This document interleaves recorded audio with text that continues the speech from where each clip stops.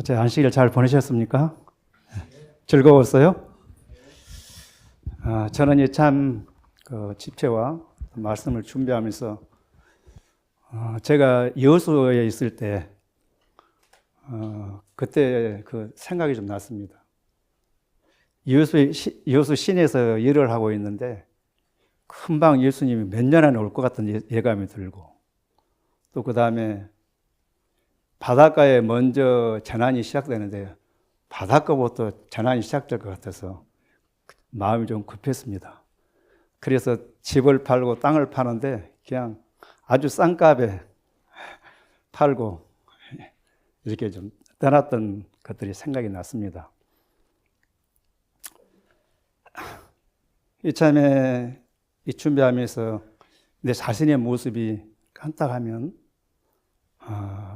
창세기 6장의 5절부터 12절에 보면은 그 백성들이 죄악의 간영함이 온 땅에 충만했고 12절에 보면 백성의 그 패괴함이, 부패함이 다 이뤘다고 하는 이 말씀을 보게 되면서 그 당시 그 사람들의 형편이 얼마나 지식과 지혜와 능력과 과학이 발달되어 있습니까? 그들이 자아에 방종하고 식욕에 방종하고 또 정욕에 방종하다 보니 그 좋은 정력들, 그 과학, 문화 얼마나 많은 것들이 풍부했지만 그들과 함께 그 영광이 다 썰어버린 것처럼 내 모습이 깜빡하면 이렇게 썰어버림을 당했구나. 이런 조급함이 생겼습니다. 진짜요. 내가 여수 살 때 그때는 이런 식사를 했어요. 그리고 안식일을 아니면 일몰 예배 때 아주 그 한 번 놓칠까봐 해지기 전에 그렇게 예배를 드리고 집에 와서도 6년 동안 집에 살면서 그렇게 예배를 드렸었는데 어느 날 교회 생활을 시작하니까 이게 한 10년이 지나다 보니까 그 교회의 문화에 빠져서 식욕의 방종, 또 그 다음에 내 자아의 방종, 또 내 욕망에 이렇게 하다 보니까 어느새 저도 거기에 물들어 있더라고요. 그런 내 모습이 그 당시 내 모습을 다시 한번 이렇게 참 집회를 통해서 내 자신을 뒤돌아보게 됐습니다. 정말 감사합니다.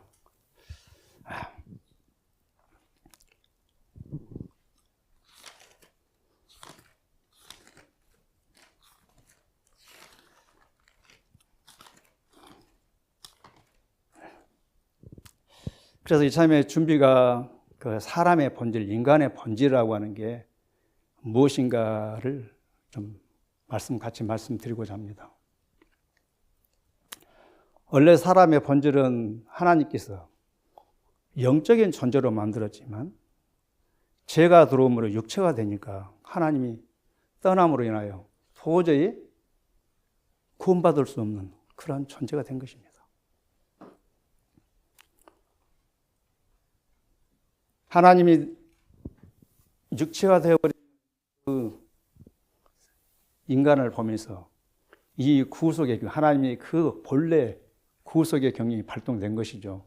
그래서 그분이 인간을 구원하기 위해서 양을 파상됐지만 우리의 본성을 타락한 예수님이 이 땅에 오신 그분의 사랑과 깊이와 그분을 알 수는 없습니다.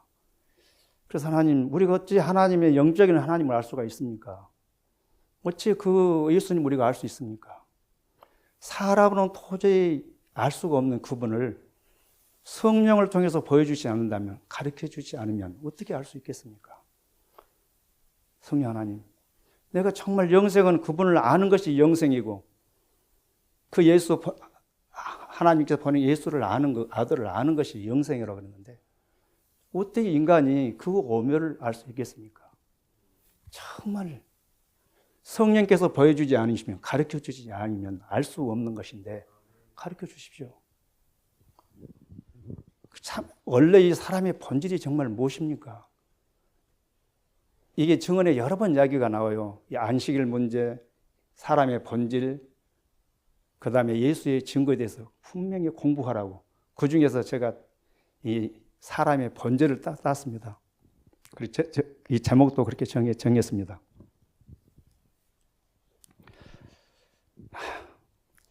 죄는 하나의 무단 침입자이다.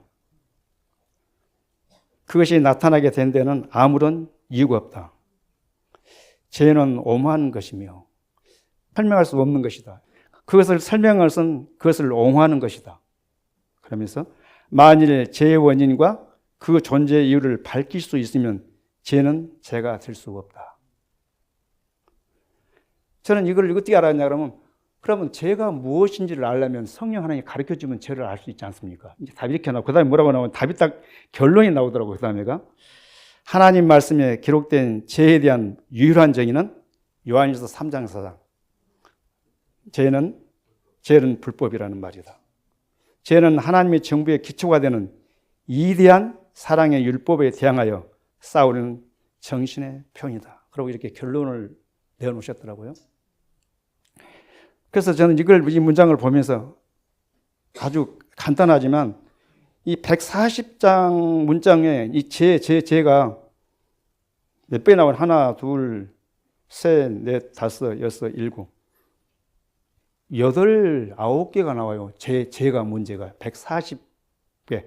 다른 단어는 하나도 없는데 그러면 왜 하나님께 이 작은 문장 속에다가 이렇게 많은 죄라고 하는 죄를 해놨을까? 이것은 죄는 사람이 깨닫기가 굉장히 어렵다. 누구를 통해서만? 성령을 통해서만 이 죄를 알 수 있구나. 이렇게 제가 이제 이해가 좀 됐었어요. 그래서 죄를 안다고 하는 것은 우리가 성령의 활동이, 성령의 역사가 우리 안에서 지금 활동하고 있구나. 그러면서 믿음과 행함 117페이지에 무서운 운명이 죄인을 기다리고 있다. 그러므로 우리는 죄의 세력에서 피하기 위하여 죄가 무엇인지를 알아야 할 필요가 있다. 죄가 무엇인지를 알려고 그러면 무슨 도움이 필요하죠? 성령의 도움이 없이는 죄를 정의할 수도 알 수가 없다. 인간의 이 선이 넘어 있더라고요. 죄 문제가.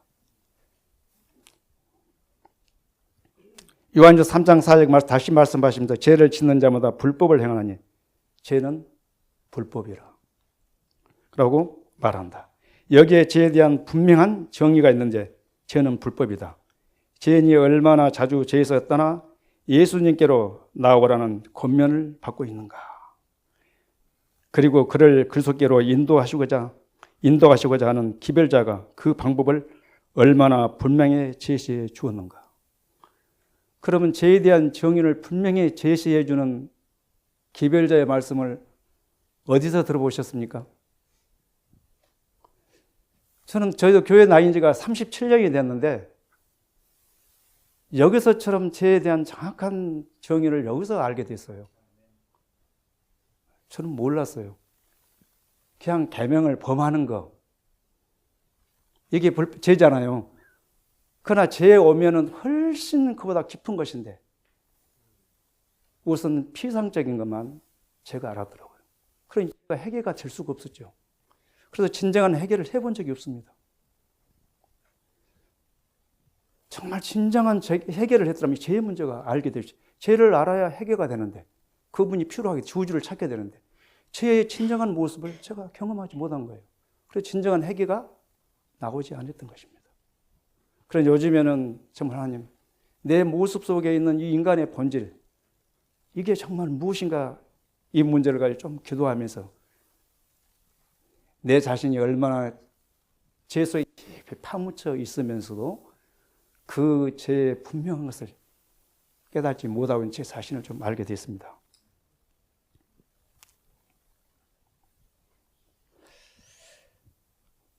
그리고 제가 이제 그러고 난 다음에 제 자신의 모습 속에 마태복음 24장이 생각이 났어요. 이제 여기 마태 24장 12절부터 15절에 보면은 사람이 사람이 사랑이 식어짐으로 뭐예요?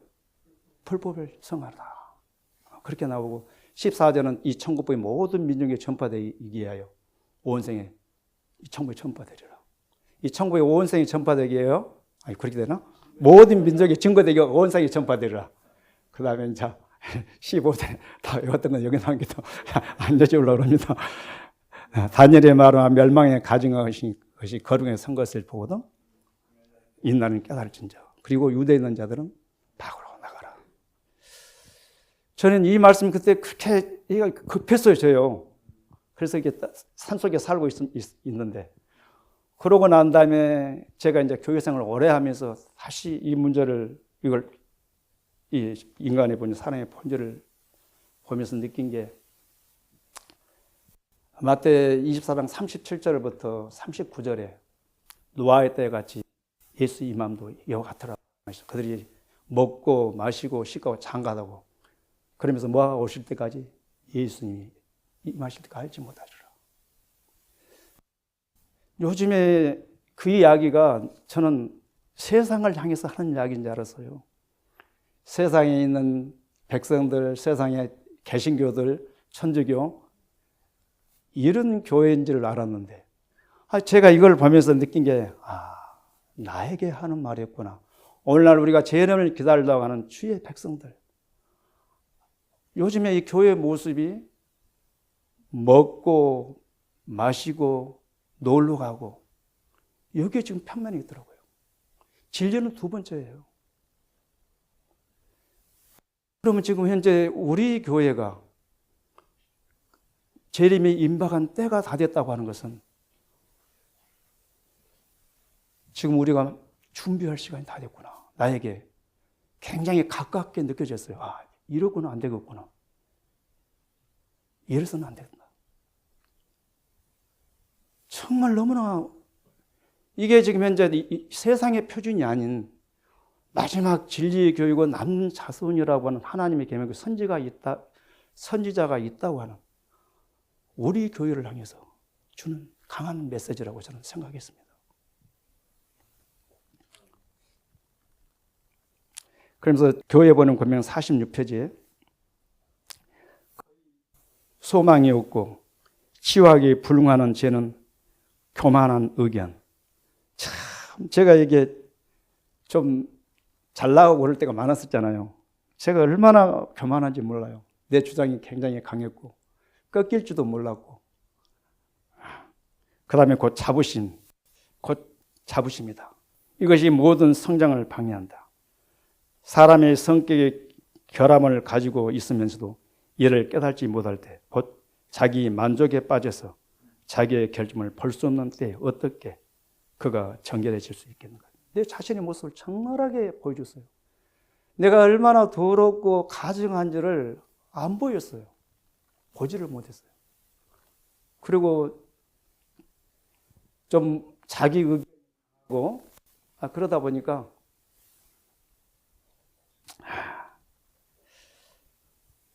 자부심이 강하고 그런 저에게 누구의 밥이 되겠어요? 사단이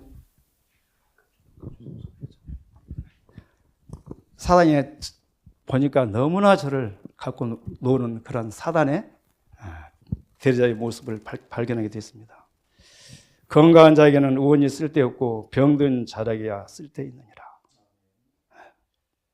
저는 참 예수 잘 믿은 줄 알았어요. 왜냐하면 큰 성경 1년에 교회에서 말하는데 일독은 기본이었고 애넷은 10권 읽은 것, 성경 강목 이런 성목 강목 이렇게 쓰는 거 1년에 보통 한 20강의 30강의를 만들어 놨으니까요. 매년. 그 다음에 50기억절을 해마다 외워서 성경 타고 이런 탄 건 기본으로 탔고 그러다 보니 이게 자부심이 좀 대단했었죠.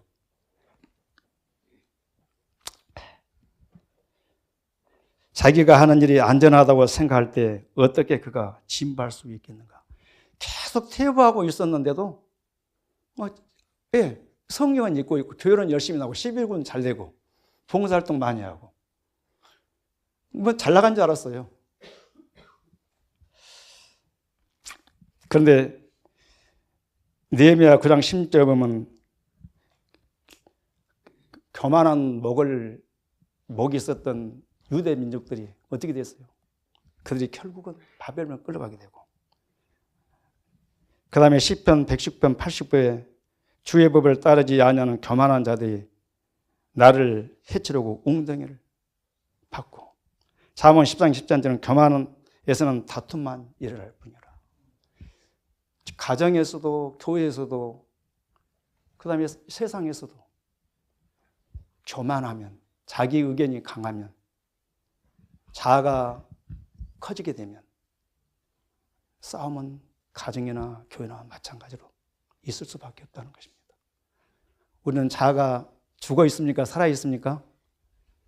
날마다 자아가 죽는 연습이 우리에게 너무나 필요할 때입니다. 우리는 그 당시 홍수전에 쓰림을 당했던 그 사람들의 건장한 신체와 그들의 과학, 지식, 얼마나 그들이 위대했습니까? 그러면 그들이 육체가 그냥 썰어버리면 당하잖아요. 우리 자랑할 것 하나도 없어요. 내세울 게 하나도 없더라고요. 우리는 날마다 자신의 야자적인 경험, 이게 우리에게 참으로 필요할 때입니다. 교회정은 116페이지는 죄는 본래부터 처음부터 맹목적이고 속이고 아첨하는 말로서 우리를 유혹한다. 골로새 2장 8절에 보면 철학과 헛된 속임수로 너희를 놀아갈까 주의하라. 오늘날은 철학이라는 이론, 과학이라는 이론, 의학이라는 이론, 그 다음에 지식이라는 이 지식이 세상을 가장 어둠으로 삼고 있지만, 하나님 보기에는 참 쓰레기 같은데, 세상은 그걸 취하기 위해서 모든 인생을 다 합의하고 있죠. 맹목적인 것 같아요, 맹목적인. 이 국어사전에 본질이 뭔가 찾아봤더니, 원래 본래부터 있었던 성질, 원래 사물에 가지고 있는 성질, 모습, 이렇게 정의해놨더라고요. 그런데 성경하고 맞아요, 안 맞아요? 너무나 안 맞아요. 사람의 본질은 원래 하나님께서 우리에게 주신 영적인 존재였는데, 그 영적인 존재가 뭐가 들어오느냐? 침입자. 이 침입자가 우리를 점령하면 육체가 된 뒤로 우리의 모습은 참 보기 흉하죠. 아무리 이뻐도 노아 당시 그 사람들보다 이쁘겠습니까? 아무리 신체가 좋아도, 아무리 과학이 놀랍게 발달했다 할지라도, 그러나 그들이 다 그 높은 것 다 쓸어버리면 당하잖아요. 아무리 이렇게 건축이 발달돼서 저렇게 높은 빌딩이 있어도 언제 얼마 있으면 다 쓸어버리면 당할 날이 얼마 안 남았잖아요.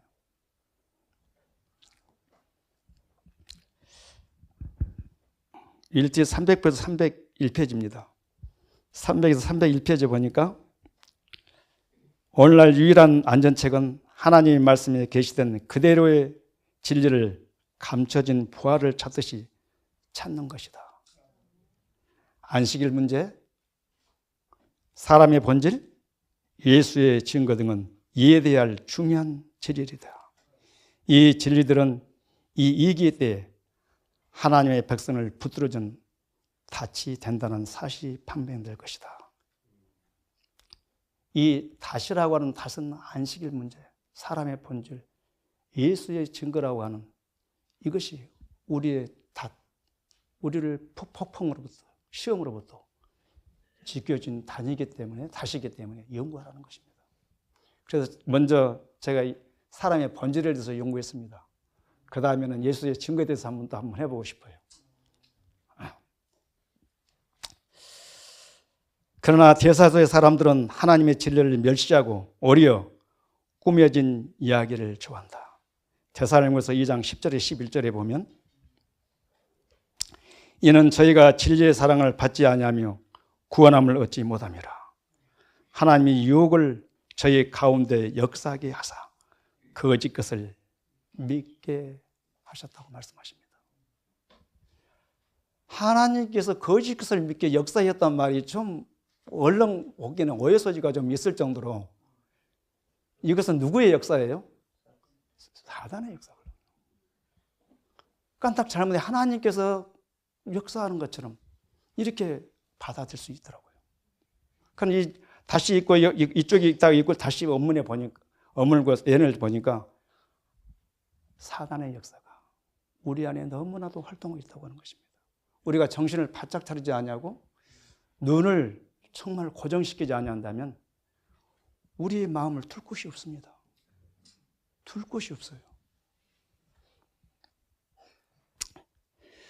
그들은 하나님의 성장의 계획대로 각 지체들이 자랄수록 몸에 힘을 공급해 주시는 하나님을 부인한다. 하나님께서 공기, 물, 식물, 땅, 우리에게 심장을 뛰게 하는 하나님의 기운이 우리에게 주지 않는다면 잠시 끝날 거지만, 그들은 하나님을 알려고 하지 않냐고, 세상에 보이는 것을 갖기 위해서 온 힘을 다해서 뛰고 있습니다.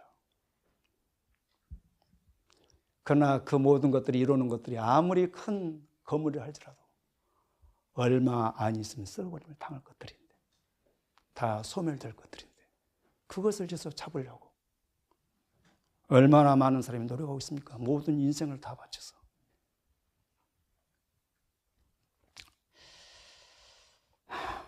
이 얼마나 헛된 철학인가. 철학은 우리 목사님이 오전에 우리 대화 중에 좀 말씀했지만, 정말 철학은 연구만 연구할수록 머리와 몸이 따로 놀아요. 그 권리서 2장 19절에 보면 이게 나오죠. 말씀 나오잖아요. 머리와 몸이 따로 놀죠. 철학을 연구하면. 그러나 하나님을 연구한 사람은 머리와 각 지체가 하나로 움직이는 거죠.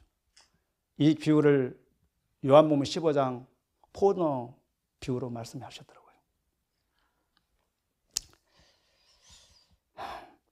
몸의 지체들은 머리에 의해 지배를 받는다. 그러나 강신술사들은 머리를 등하냐고 몸의 모든 지체들이 스스로 움직여야 하며, 고정된 법칙들이 머리 없이 완전을 향해 가는 향상의 상토로 그들을 이끌어갈 것이라고 믿고 있다.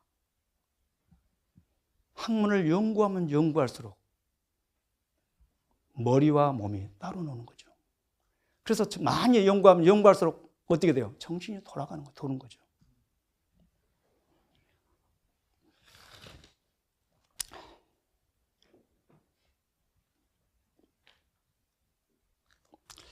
쟁투고의 8페이지 보면 그리스도의 확고한 추종자들이 아닌 사람들은 모두 사단의 종이다. 누구의 종이라고요? 네. 안식일 문제, 사람의 본질, 예수의 증거, 하나님의 율법. 이것은 참 우리에 있어서 굉장히 중요한 닷 중에 닷이고, 거기에 우리가 정말 성수 문제는 깊이 연구할 주제이 또 하나입니다. 거듭나지 않는 사람의 마음에는 죄를 사랑하는 마음과 죄를 간직하고 핑계하려는 정신이 있다. 그러나 거듭난 마음에는 죄를 미워하고 그것을 확고하게 저항하는 마음이 있다. 이건 성령의 역사잖아요. 성령의 역사가 아니면 도저히 죄를 저항할 수가 없는 존재들입니다. 점점 죄가 미워지게 되고, 죄는 내 안에서 오면 꼼짝 마. 넌 나하고 관계할 거 없어. 요한복음 15장 그 20절입니까? 30절입니까? 쟤는 여기 마귀는 나하고 관계할 것이 없느니라. 요한복음 14장 30절. 아니 너는 나한테 와봐야 관계할 거 없어. 너 나한테 와봐야 필요 없어. 그러면서 저항을 해요. 그럴 때마다 항상 똑같은 평온이 마음에 지배하더라고요.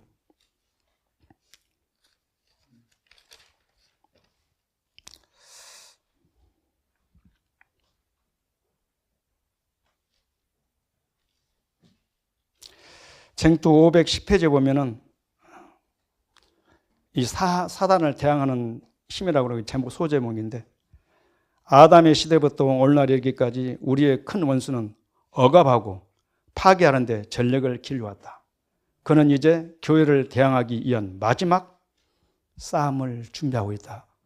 그럼 사단이 준비하는 무기는 뭐죠?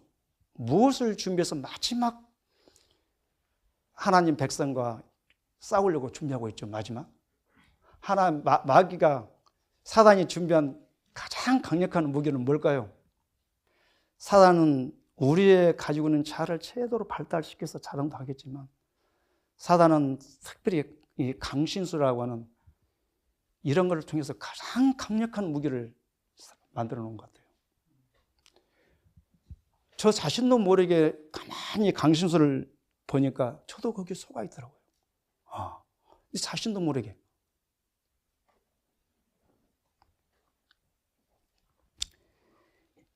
이 교회를 대항하기 위한 마지막 싸움을 준비하고 있는데, 그 싸움이 하나님의 율법을 코매하게 변경시킬 뿐만 아니라 성경 구석구석 우리 원장이 말한 것처럼 짜집기 해서 정말 성령의 눈이 아니면 볼 수 없도록 너무나 기가 막힌 짜집기를 하고 있어요. 성령의 도움이 아니면 볼 수가 없어요.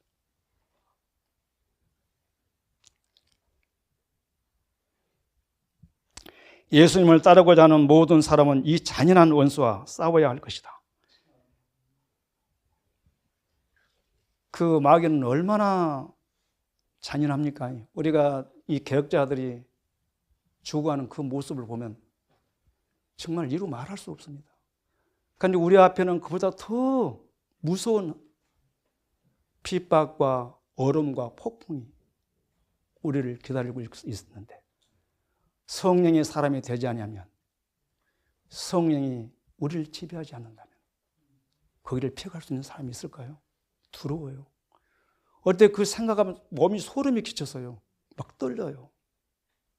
하나님, 어떤 육체가 이 무서운 잔인함을 견딜 수 있습니까? 성령의 지배가 받지 않으면, 성령의 사람이 되지 않으면 어떻게 이 무서움을 견딜 수 있겠습니까? 처음 아담에게 영의 사람이 된 것처럼 저에게도 영적인 사람이 돼서 하나님께서 이 무서운 사단에 대항하기 위해서 쓰신 이 구속의 경륜이 아버지 주님을 믿는 모든 백성에 이루어져서 마지막 십자가의 군수, 그리스도의 군수로 우리가 준비시켜 주십시오. 이런 기도가 나올 수밖에 없더라고요.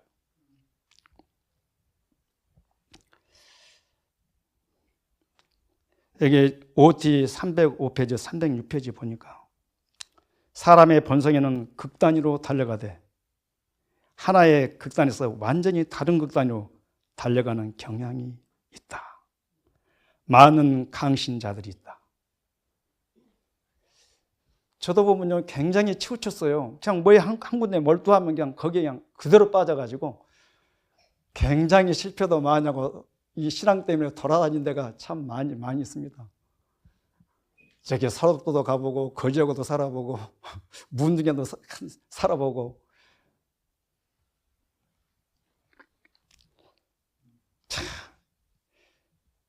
극단으로 달려가되 하나의 극단에서 완전히 다른 극단으로 달려가는 경향이 있는 나를 가리켜서 하는 말이더라고요. 그래서 하나님, 이제는 저에게 분별력을 주십시오. 극단에 치우치지 않게 해주십시오. 정말 분별력을 주십시오.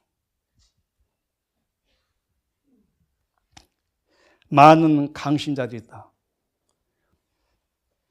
사단은 극단으로 치우쳐서 우리를 돌게 하는데 최고의 명수 같아요. 그런 이 무서운 사단 앞에 우리는 뭘로 싸워야 됩니까? 우리의 무기는 뭐죠? 하나님께서 기록한 말씀과 성령의 능력이 우리와 함께하는 것에는 아무 답이 나오질 않았습니다. 제가 어떻게 이걸 이해할 수 있고 깨우칠 수 있겠습니까? 성경 한 절을 제가 육체가 깨울 수 있겠습니까?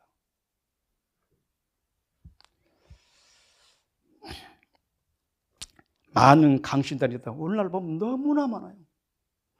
교회 안, 바퀴 이루 말할 수가 없죠. 그들은 신앙으로 잘못 이해되고 있는 불같은 열성으로 사로워진다. 그러면서 그러나 품성은 제자직의 참된 시금석이다. 품성은 그리스도의 제자가 가져야 할 참된 시금석이라고 말씀하고 있습니다. 그들은 그리스도의 원효를 가지고 있는가? 저에게 물어보고 있잖아요. 정말 온유한가? 정말 겸손해졌는가? 그들은 그분의 겸손과 아름다운 덕성을 가지고 있는가? 영혼의 성전에서는 자부심과 교만과 이기심과 비난하는 마음이 떠나갔는가? 영혼의 성전에 혹시라도 자부심, 자가 살아있고 식욕이 살아있고 정욕이 살아있고 세상에 보이는 사물이 살아있는가? 정말 이기심이 있는가? 내 안에 조금이라도 비난한 정신이 있다면 금방 사단은 이것들을 통해서 일할 겁니다. 사람의 이 본질이 원래 국어사전에 성질이라고 해서 하면 성질이라는 정언의 말씀이 있는가 찾더니 이 성질이라는 단어가 너무 많이 나와요. 정언회가 사람의 성질. 네. 그래서 내가 이 정로에게는 47쪽에 있는 쪽만 하나만 찾아서 내가 기록해놨는데 너무나 많이 나오더라고요. 콜섹션 다 찾아보니까. 성질은 그리스도 신의 지배를 받게 되고 예정은 그에게 중심을 두게 되고 세상은 그와 조화된 것이다. 의지를 옳게 사용함으로 그대들의 생애는 전적으로 변할 것이다. 그러면서 그 후에 그대들의 의지를 하나님께 팔 수 있나니 그리하면 그는 그대들 안에서 그대들이 원하고 행하는 것을 당신의 깊으신 뜻대로 하게 하실 것이다. 그리하여 그대들의 성질은 제가 지금 거꾸로 읽었습니다. 답을 이렇게 제가 찾았어요. 사람의 본성에는 이게 이제 교육 29페이지인데 사람의 본성에는 악을 행하려는 성향 곧 인간의 자신으로서는 정할 수 없는 힘이 내재되어 있다. 사람의 본성에는 죄를 뭐 할 수 있죠? 죄를 이렇게 밀어낼 수 있는 큰 저항력이 없다고 하는 것입니다. 그럼 우리가 죄를 밀어내고 이길 수 있는 힘은 오직 성령의 도움뿐입니다. 그래서 이 세상에 이렇게 강신자가 많은 이유는 뭐죠? 성령이 떠나고 있잖아요. 성령이 우리 개인에서 떠나고 교회에서 떠나고 세상이 떠나다 보니까 세상이 미쳐가는 거죠. 미쳐가는 거죠. 정말 미쳤어요. 가정에도 있죠. 성령이 떠나면 또라이라고 하죠. 또라이지.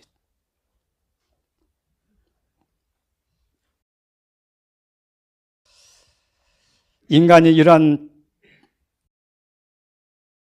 힘에 대항하여 싸우며 진심으로 유일한 가치로 받아들이는 이상에 도달하기 위해서 도움을 받을 수 있는 길은 오직 한 힘으로부터이다.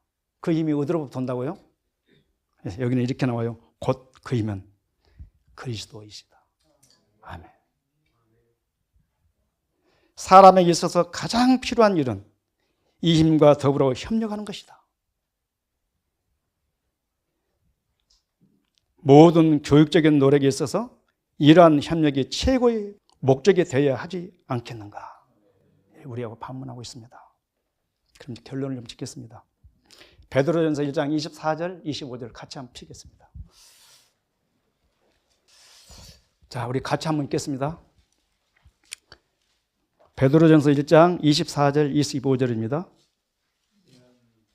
그러므로 그 모든 육체는 풀과 같고 그 모든 영광이 풀의 꽃과 같으니 풀은 마르고 꽃은 떨어지되 오직 주의 말씀은 새싹도록 있도다 하였으니 너에게 전한 복음이 곧 이 말씀이니라. 세상에 아무리 화려하고 아무리 가계의 발달이 높은 고지에 올라탈지라도 우주를 가고 달나라를 가는 비행기를 있다 할지라도 가게 팔더라도 아무리 그 사람이 능력이 있어서 큰 건물 갖고 지식이 있어 그 명 강사를 할지라도 뜬구름처럼 안개처럼 사라질 것입니다. 불도 잠시 있다가 추운 바람이 되면 사라진 것처럼. 과연 인간이라고 하는 이게 참 골품, 무엇을 자랑할 게 있겠습니까? 얼마 남지 않았습니다. 세상에 아무리 높고 위대한다 할지라도 그들은 다 노왕처럼 사라진 것처럼 불로 사라질 것입니다. 그러나 우리가 영원히 사라지지 아니하는 것은 그리스도의 말씀이 그분의 성령이 내재한 사람들입니다. 그런 사람들은 불에 들었던 다니엘의 세 친구를 사르지 못한 것처럼 마지막 그 무서운 불이 한란이 온다 할지라도 그들은 사르지 못할 것입니다. 이것은 세상도 있을 것입니다. 그러면서 계시록 21장 8절에 그러나 두려워하는 자들과 믿지 않은 자들과 흉악한 자들과 살인자들과 음행하는 자들과 점술 자들과 우상 숭배자들과 거짓말하는 모든 자들은 불과 유황으로 타는 못에 던져지리니 이것이 둘째 사망이라. 이렇게 끝이 날 것입니다.